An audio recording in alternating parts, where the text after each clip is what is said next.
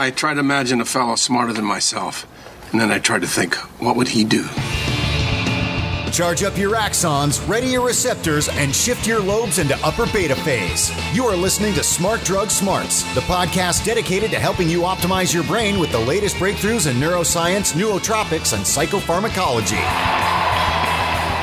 Hello and welcome to Smart Drug Smarts. I am your host, Jesse Lawler, excited to bring you the 53rd episode in this podcast dedicated to the improvement of your own brain by any and all means at your disposal. This week we're going to do a little bit of a throwback to a movie that you may remember, featuring Samuel L. Jackson and a cast of snakes. I have had it with these motherfucking snakes on this motherfucking brain. While Samuel L. Jackson will not actually appear in this episode, I thought that might be a great way of introducing the topic of snake oil, which is something I've kind of wanted to cover for a while. Snake oil, for those of you who might not be familiar with the term, is kind of the derogatory term that we give to people that are selling medicine that is in fact just quackery and nonsense, sort of playing on people's hopes to get them to spend money on something without any sort of scientific credibility behind it. This is clearly a long-standing tradition of the bad kind in the world of personal health. And sort of the classic vision of the snake oil salesman is this huckster traveling the Wild West with a horse-drawn carriage full of snake oil, which is promised to cure all ills, be a complete panacea. And of course, he sells as much as he possibly can to the profoundly naive citizenry of the town, and then tries to,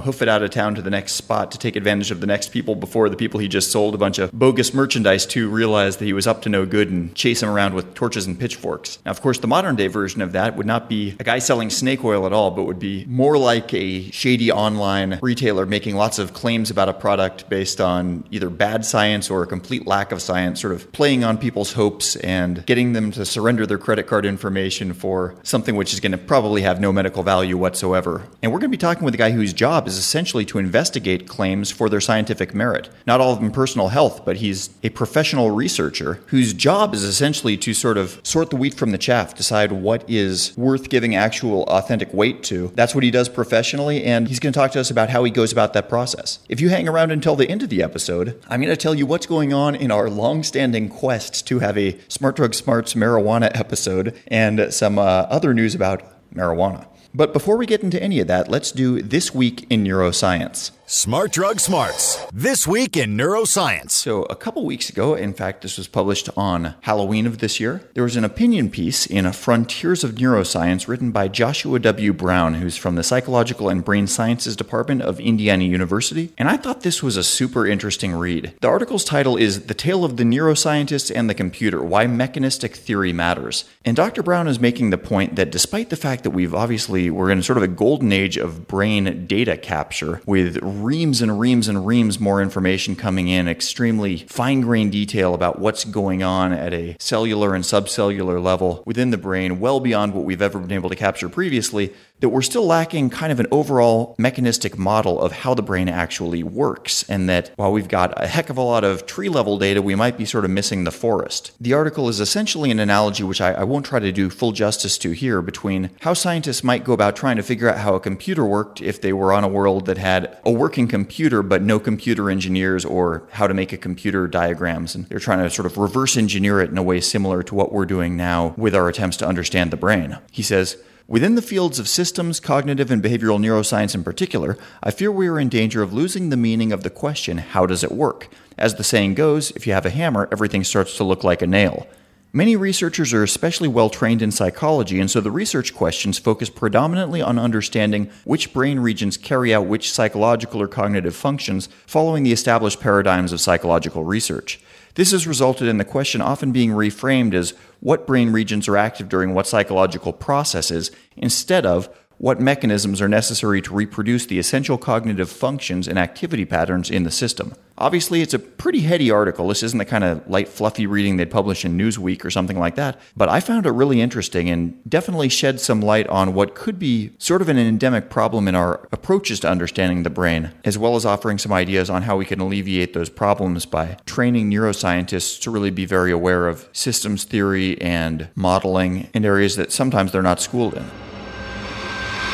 Smart Drug Smarts. By the way, I would like to circle back to an earlier episode. We did a This Week in Neuroscience a couple episodes ago about Dr. Ellen Langer's experiments, and that was based on an email that I got from listener Katrine Bergeron, who I should have thanked on that episode, but I kind of lost that email in the shuffle. But anyway, wanted to officially extend a big thank you. I should also mention we've got a suggestion box page on the smartdrugsmarts.com website, so if you come across any neuroscience-related articles or other things that you think would be cool for us to cover on the show or episode recommendations, stuff like that. And it turns out there's a heck of a lot of neuroscience happening all the time, and having the eyes and ears of the listenership helping us to know what's going on is certainly a big help for us. I'd also like to give a hat tip to my friend Roy over at Oxford, who's putting together the Big Data Med Conference. They're working there on what Roy calls true, with a capital T, preventative medicine, and trying to fight the diseases of old age. I guess you're never too young to be fascinated with the idea of extreme longevity, and Roy's not that old of a guy. But he's already pretty much stapled his life's work to doing everything he can to push forward longevity and sustained health throughout a person's entire lifespan. And for those of you who are Twitter people, if you're interested in following Roy, he is at Aging Roy is his Twitter handle. And I should probably talk about Twitter more on this because I'm actually becoming a pretty big Twitter geek myself. I'm not on it quite as religiously as some people are, but my Twitter handle, my personal one for those of you that are interested, is at Lawlerpalooza. My last name is spelled Lawler, and Palooza is spelled the way everybody in the world spells Palooza. And then, of course, we've also got a Smart Drug Smarts Twitter handle, which is at Smart Drug Smarts.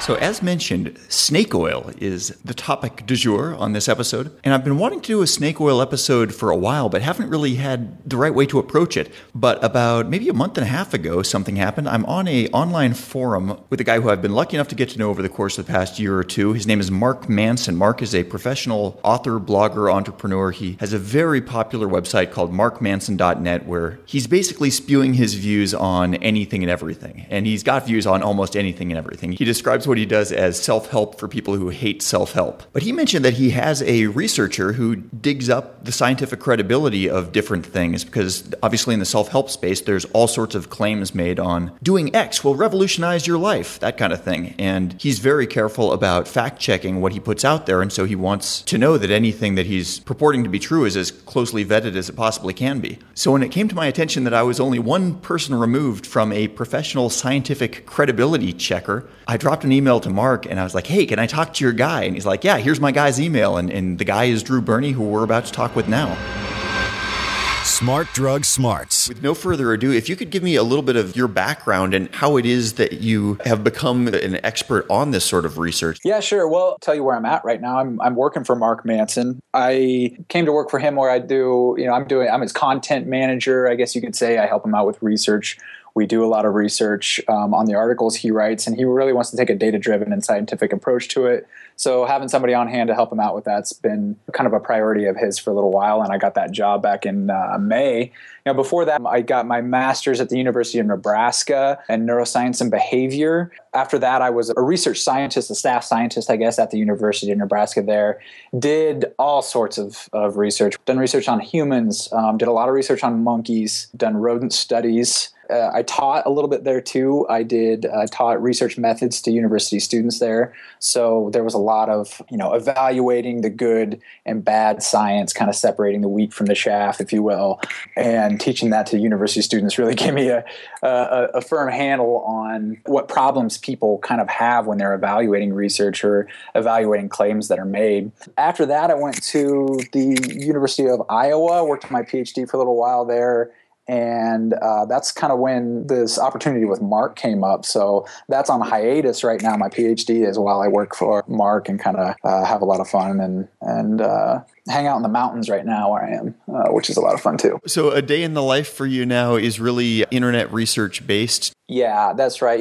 Like I said, Mark really wants to take this kind of scientific data approach to self-development. And that's a lot of work to make sure, what you're saying, isn't completely bogus. And so kind of a day in the life, I do a lot. I read a lot of research. That's the main part of my job. That's kind of my background of what I do and how I've come about in the science world, I guess. Everybody who's reading about a self-improvement thing wants to think, this applies to me, this can change my life, this is going to help me. You've sort of got an audience of people that are automatically in a very hopeful mindset, which is exactly the kind of people that might play into the hands of somebody selling them something dubious. Absolutely, absolutely. And like I said, if you take a data-driven approach to that, there's all sorts of nuance.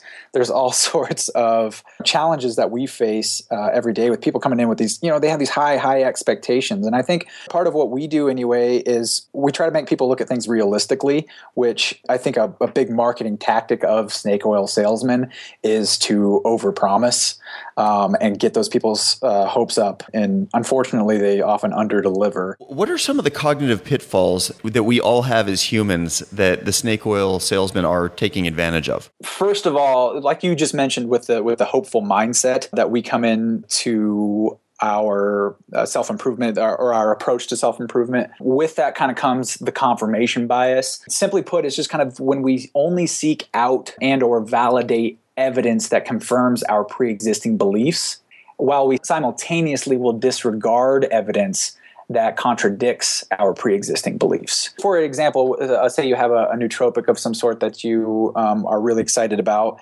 and you tell somebody about it and they're kind of skeptical. So what you might go do is find a whole bunch of research that supports your view, and you're going to ignore a whole bunch of research that contradicts that as well. Snake oil scientists will take advantage of this in that they know that you're out there looking for, just to support whether it's an improvement in your cognitive performance or something like that. They know you're hopeful and they want you to kind of sink into that, I guess. So we talked a little about confirmation bias there, I think was the first one. And then also let's talk about survivor bias, because that's a really interesting one that I think this sort of is starting to become more something that's in public consciousness, but a lot of people maybe haven't heard of that one yet. Essentially what it is especially the way that scientific and academic research is set up right now, you're more likely to publish results that have shown significant findings. And when I say significant, I mean like statistically significant findings or even just interesting findings. Whereas journals are more reluctant to publish results that show no effects. Classic example would be something like a nootropic or, even just a clinical drug trial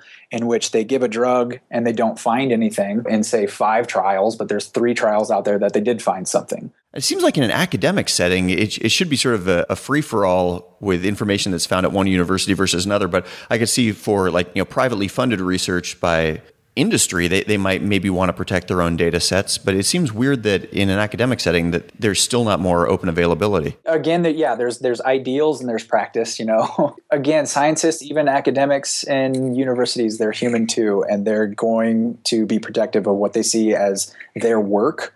And to some degree, I mean, it is. It's their, in a way, it's their intellectual property, I guess. But at the same time, too, it's in the spirit of academia and open communication. There are glimmers, I guess. There's kind of an open source network. There's this website that is looking at both psychological research and cancer research as well. And they've made an attempt to go back and replicate a lot of the studies that have come out in the past 10 to 15 years, as well as make all of that data available for anybody else to evaluate, which is a fantastic idea too. They give out some small grants as well. And so there is this kind of burgeoning push towards a little bit more of what I would call a fair system. Let's go back to how marketers take advantage of some of these holes in the data collection world. When you're assessing a claim, written, published on the web, whatever it is, what's your process like? The first thing I do is I go straight to the methods section of a scientific publication or a research publication. This is usually either the last thing people read or they don't read it at all, which is a fatal mistake.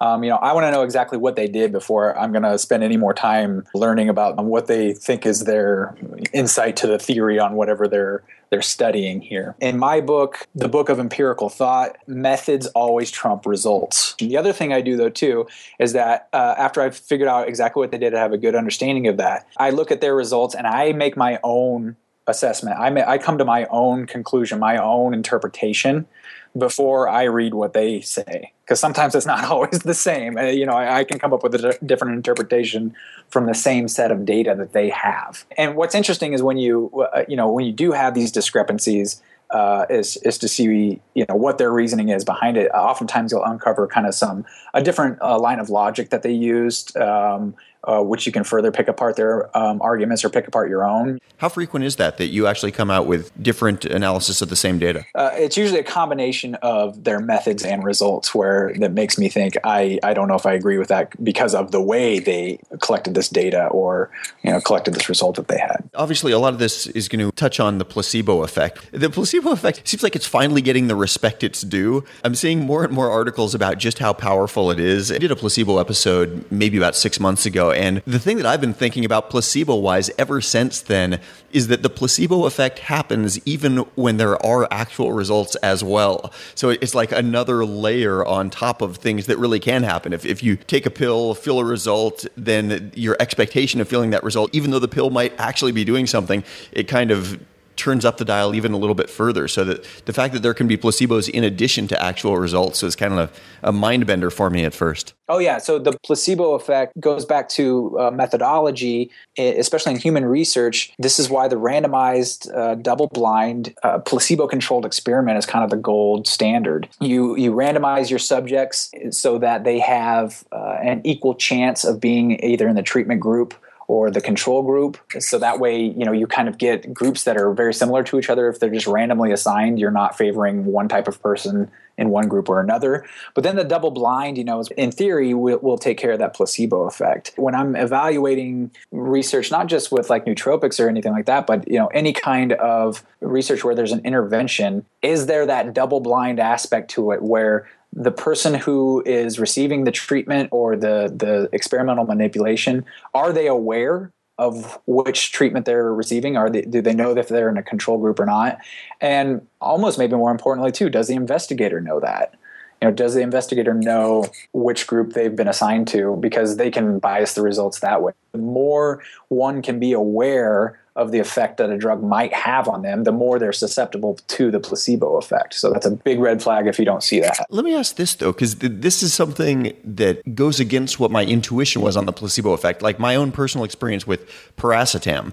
Piracetam is a drug that I had great expectations for based on both things that I had read from other people's subjective experiences and the fact that there's a study after study showing it having neuroprotective and in some cases cognitive enhancement that one can feel benefits. So I had nothing but high expectations going in for piracetam, and I just never could feel it. It doesn't mean it wasn't doing anything inside my brain, but there was no subjective effect whatsoever. And if anything, I would have thought that I would have been completely primed to have a strong positive placebo response, which I didn't at all. What's going on in a case like that? Here you're bringing up a study of one. It could be anything. This is why we do trials on groups of people, because there is so much variation, and there's variation to the placebo effect too. Some people are more susceptible to the placebo effect than other people. Maybe something like where you're sitting here thinking, oh, this effect will be strong. I really do, believe in this. That in some way or another could have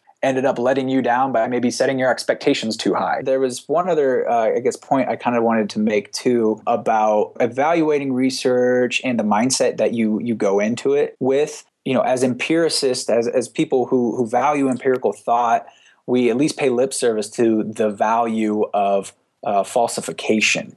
That is, part of adopting this empirical mentality is letting go of always having to be right, and realizing the value of being proven wrong. So we can gain so much more information and value from an experiment or even just an experience in everyday life by being proven wrong than we can by continually just confirming what we believe. I mean, to put it this way, think about the last time you realized that you were wrong about someone or something, or even about yourself, and kind of the profound effect that had on you. When you were wrong, you have this perspective shift, right? You have a new frame of mind. You learn so much more about yourself or about this other person or about this situation than you do when you just go through your life continually confirming things that you already believe. So this goes back to the confirmation bias as well. I think just the nature of our species is there's always going to be snake oil. There's always people that probably deep in their hearts kind of recognize that they're accepting bullshit, but they want the temporary spike of hope. And like they're willing to pay money for that little jolt of hopefulness, even if probably the logical part of the brain knows it's bullshit. You give people what you can. You give them the tools to do the critical thinking, and what they choose to do with it at that point is sort of on them. Yeah, and I think that's where we're at right now, is we're in that kind of phase where teaching people to think critically, because again, like I said, not everybody has the time to evaluate every single little claim that comes out, or everything they put into their body. They don't have time to spend weeks researching it, this and that. But there are, like I said, there are things they can do to think critically about it, and do just a general assessment right away. And that's, that at this point, I think that's the best we can do. You're right. Smart Drug Smarts. So thank you very much to Drew for joining us for that interview. This was a little bit of a short interview, but this is actually intended to be probably the first of a 2-part interview series. We're thinking about doing the first ever video episode of Smart Drug Smarts and actually following Drew as he does his online fact-checking on a real website. So we'll find something for him to do an investigation on and kind of follow him screen by screen as he goes through his process. We thought that would be really interesting to do, but there's some technical considerations there that frankly we were outmatched by on our initial phone call. So we decided that we would sort of do a regular audio version interview, which is what you just heard, but probably sometime early in the new year we will do a video tutorial of what Drew's fact-checking process looks like. But now, the ruthless listener retention gimmick. Smart Drug Smarts. Ruthless listener retention gimmick. So I got an email from a friend a number of months ago asking me to do a marijuana episode. And in his email, he made a very compelling case on the use of marijuana for creativity enhancements. Obviously not a smart drug. I don't think anybody's going to make that argument. But he did actually make a pretty compelling argument for its usefulness for something other than pure recreational or like pain relief reasons, which are the two things that it most commonly gets used for. So ever since then, this friend will remain nameless for obvious reasons, but he knows who he is, and I appreciate it, buddy. I've been trying to put together a Smart Drug Smarts marijuana episode, but a funny thing happened on the way to the marijuana doctor. We've had a scheduled interview with a particular scientist studying marijuana that has been canceled like 3 or 4 times now. And for those of you who have any familiarity with dealing with pot people, having things kind of get canceled and the timing doesn't quite work out, it's like that's kind of a continuing story of the world of marijuana. And I just think that's so damned funny that even trying to put together a scientific interview on the subject seems to be getting thwarted by very pothead-like problems. And let me put the very, very large asterisk on it that when we finally do have a Smart Drug Smarts marijuana episode, the doctor who I finally get to talk with, it may or may not be the same doctor who I've been trying so far. So let this not be like pre-disparagement of a future guest. I wouldn't want anybody to take that the wrong way. But I did think that was kind of funny, and maybe you will as well. For this Ruthless Listener Retention gimmick, though, I wanted to bring your attention to an article published in April of this past year, which cites a study published in the Journal of Neuroscience showing that even casual marijuana smokers are at risk for structural brain changes. It's long been pretty well understood that heavy marijuana users do have structural changes in their brain, which you would not necessarily want as a result of heavy pot use. But apparently this is sort of a sliding scale where even a little bit is doing something, and obviously that scales up. Researchers from Northwestern University, Harvard Medical School, and Massachusetts General Hospital used MRI scans to compare the brains of 18 to 25-year-olds who smoked at least once a week to those of 20 individuals who had little to no history of marijuana use. Though the low-end users were not addicted to the drug, imaging data showed that their brain anatomy had nonetheless changed. Said Ann Blood, PhD, great name for a doctor, by the way. While I don't think anyone has directly contrasted recreational with dependent users, it's pretty clear from our data that the more you use, the more the brain is impacted. The nucleus accumbens, a part of the brain linked to reward processing, was larger and had changed shape in casual smokers compared to non-users. And researchers also found that the amygdala, which helps to regulate emotions, had changed in shape and density in those who smoked the drug. These are not brain regions you want to alter, the doctor said. There is no doubt that we will find that these structural changes have some impact on individuals' neurological or psychiatric and behavioral function. According to the National Survey on Drug Use and Mental Health, 18.9 million Americans say that they've recently used marijuana. Smart Drug Smarts, the podcast so smart, we have smart in our title. Twice. You heard it. That is the episode. If you liked what you heard, please recommend this podcast to your friends and or leave us a review on iTunes. I'd like to give a little back-slapping round of approval to the Smart Drug Smarts team for having gotten this episode out in less than 1 week since the publication of our last episode, and I think we're actually going to repeat that It's a few days before Thanksgiving at this point, and we've got a Thanksgiving-themed episode coming up for episode number 54. I'm going to try to have that out by Tuesday of Thanksgiving week, so you can brace yourself before sitting down at the Thanksgiving dinner table or afternoon lunch table. I don't know what Thanksgiving's deal is, how it's always calling it dinner and eating it at 1 o'clock in the afternoon. That just has never made any sense to me. But whatever you and your family do, anyway, we'll be there for you here at Smart Drug Smarts. The show notes for this episode will be online at www.smartdrugsmarts.com, including the links to everything that we talked about here. I will be back at you, as mentioned earlier than usual, on this very same podcast with the same unflagging commitment to helping you fine-tune the performance of your own brain. Have a great week and stay smart. You've been listening to the Smart Drug Smarts podcast. Visit us online at www.smartdrugsmarts.com and subscribe to our mailing list to keep your neurons buzzing with the latest in brain optimization. Smart Drug Smarts should be listened to for entertainment purposes only, although some guests on the show are medical doctors, most are not, and the host is just some random guy. Nothing you hear on this podcast or read at smartdrugsmarts.com should be considered medical advice. Consult your doctor and use some damn common sense before doing anything you think might have a lasting impact on your brain.